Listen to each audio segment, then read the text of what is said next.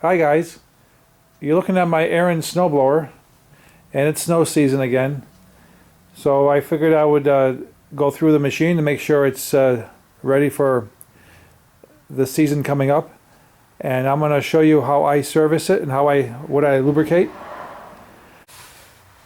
The first thing I do when I want to service my machine is I grab my Auger Gearcase dipstick. And I guess you could use a screwdriver or whatever, and I don't know if they even make such a tool, but I decided one day I just make my own little tool. And Aaron says they want the oil from 2 3/8 to 2 5/8 from top cover of the Auger Gearcase. And I'll show you how this works in a second. But if you look closely at this, I filed 2 marks on this, and that's my go and no-go levels of oil. And I'm measuring it from the top side right here to here. So it's easy to grab a piece of aluminum and you can bend it and file it. And I'll show you how I use it right now. Now the first thing I do is I go in here, and on the top of this Auger Gearcase there's a screw that you want to remove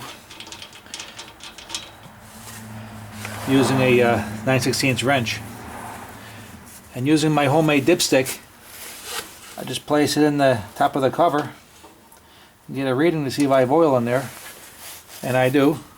It's between those 2 file marks, so I know that my oil in the gear case is good. This has a little screw on there, a little gasket, so you don't have to over tighten this when you put it back. Just snug it up. And it's important to check the oil on this thing every year, because it could get expensive if the gears get wiped out because there's no lubrication. So that's easy. Next step,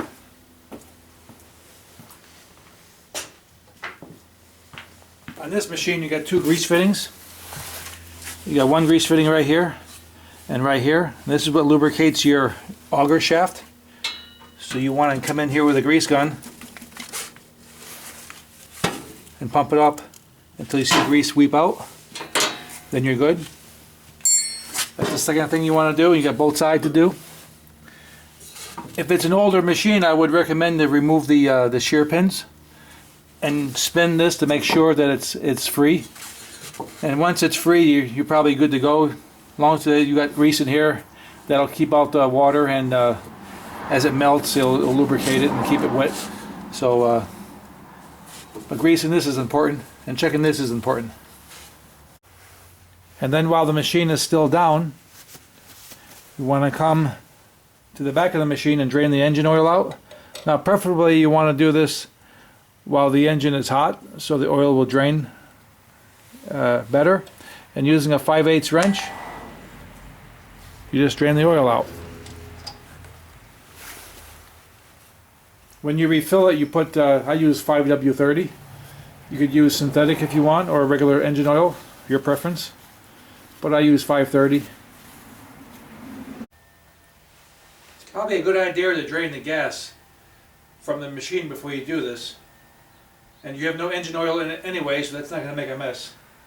But you want to pick this thing up so you can expose the belly pan.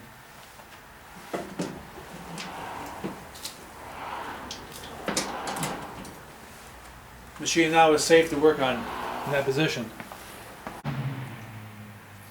Now while the machine is in this position, grab yourself a 3/8 wrench, and you got 6 bolts to remove. 1, 2, 3, 4, 5, 6. As you remove the cover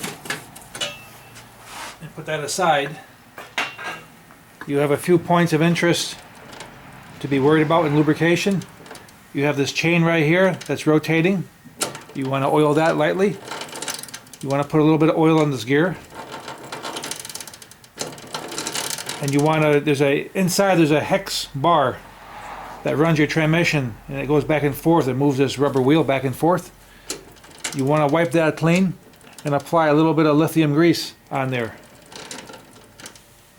Before you're done, you want to make sure this stays nice and clean, because if that gets oily, you're going to cause slipping on your transmission, because the rubber wheel directly runs on that. Then as you look inside the machine, you'll see a hex shaft right here. That runs alongside the rubber wheel. You kind of want to just make sure that's clean, using a paper towel or a rag or something. And make sure that you shift it over to the other position. And wipe this side clean. And when everything is clean and you got all the crud off of there, I like using lithium grease. Lithium grease is good because it doesn't freeze. And you only need a drop on your fingers, it's all you need. Just put it on the shaft.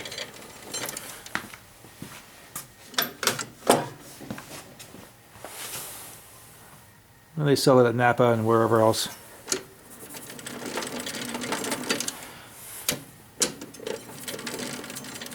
Don't need a lot, just a little bit. Now your transmission will work smoothly.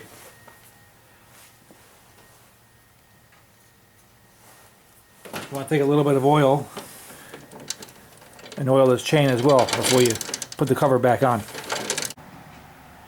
And make sure before you put the cover back on that you clean this disc clean. If the rubber wheel is going to ride on this, and if you got oil or grease on there, it's going to make the wheel slip.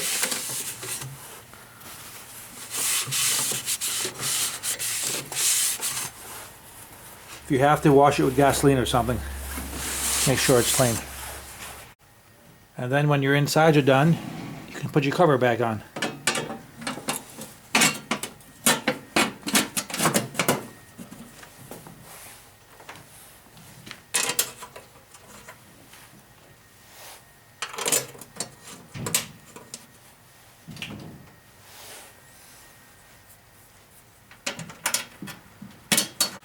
What people forget to do, it's important to be able to keep your rims and your axles lubricated.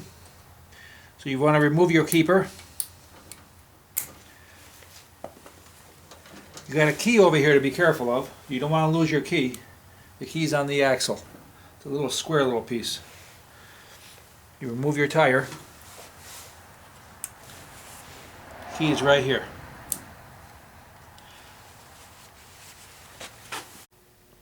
Now remember, before you put the tire back on, you want to grease this fitting right here. You give it one shot of grease. And that's for the shifter to keep it lubricated. Then you want to take some grease and you want to put it on your axles.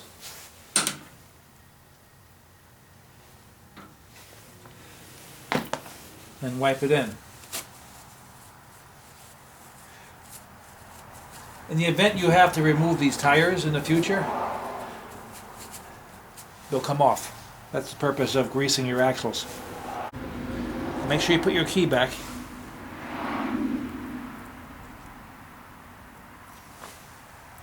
Key lays right into the slot of the axle, and you just place your tire back on. Line up your key.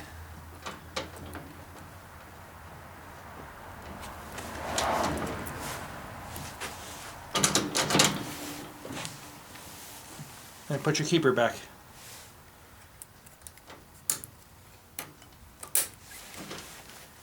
Now the machine can come back on its wheels.